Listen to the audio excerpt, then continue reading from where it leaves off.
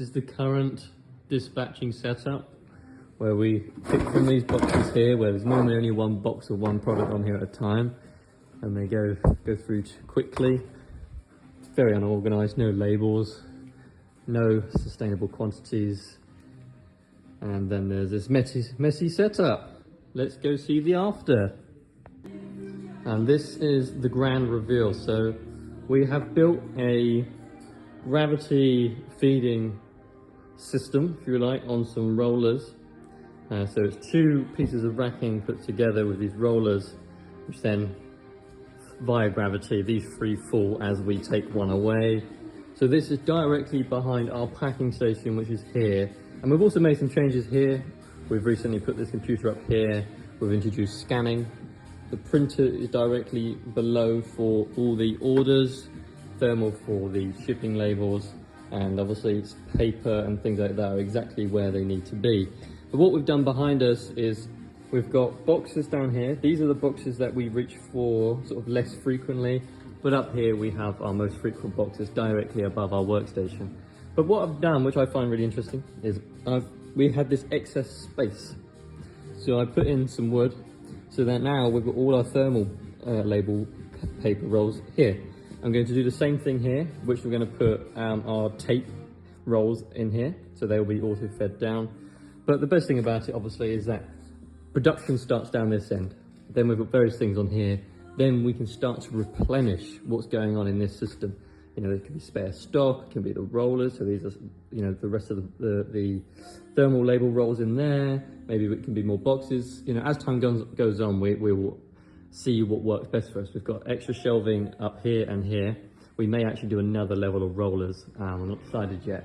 But this is what we have turned the before into.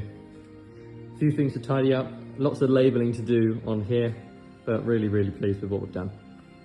Things weren't being put in their place or identified as a place they would go. So in practice of this, we have purchased this Dymo label printer, and we're able to then give everything a standard name and place. So in this example, this knife always is in dispatch area. So we're giving it a name. We've given it a signal to make sure that people just, if they read that, it needs to be returned after use into the dispatch area. An improvement for today. I was constantly trying to figure out which one was the kettle and which one was the espresso machine. So they're all labelled. This is the fridge, so I now need to unplug the espresso machine, unplug the fridge back in, and voila. So this is an area that we're looking to improve. So this is the box that we've been using for the last sort of 6, 7, maybe even 8 months. And it's quite difficult. There's quite a lot of pieces to it. You know, you have to fold in this edge and this edge and this edge, and it takes quite a considerable amount of time to actually do this. And I'll show you a clip of me making this just now.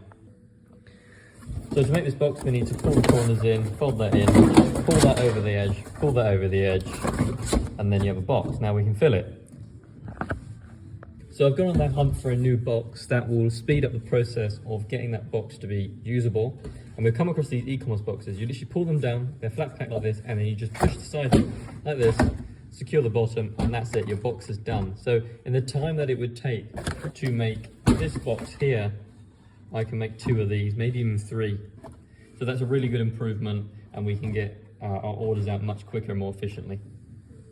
So for things like our A6 brochures here, we have a tendency to get right to the bottom of our stockpile, which is in this these boxes here, and run out. So I've started to implement a external Kanban system here, which we know that when we want to break open this, we need to sort this out first, address this first.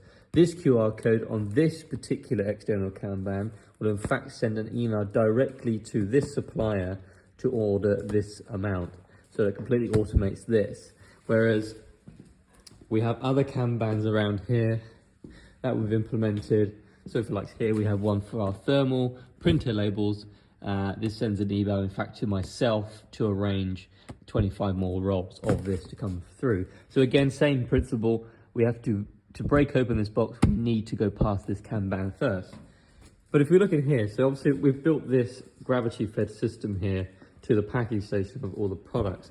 And what I want to do, so that we know when to replenish each of these rows on these shelves, I've incorporated an internal Kanban system, as you can see here. So this one is for this one and for this particular row, which is when it gets down to 1 crate left, which is this one, replenish with 4 more crates.